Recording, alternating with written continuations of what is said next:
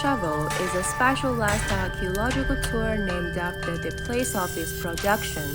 The forging process of the Luoyang shovel includes cutting steel plates, cold forging, billet forming and hammering, double hammer striking, and molding into square or round shapes.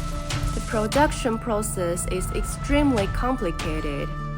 Hammering iron is both dirty and exhausting, and it takes over 400 strokes to complete a small shovel, with each step being done entirely by hand.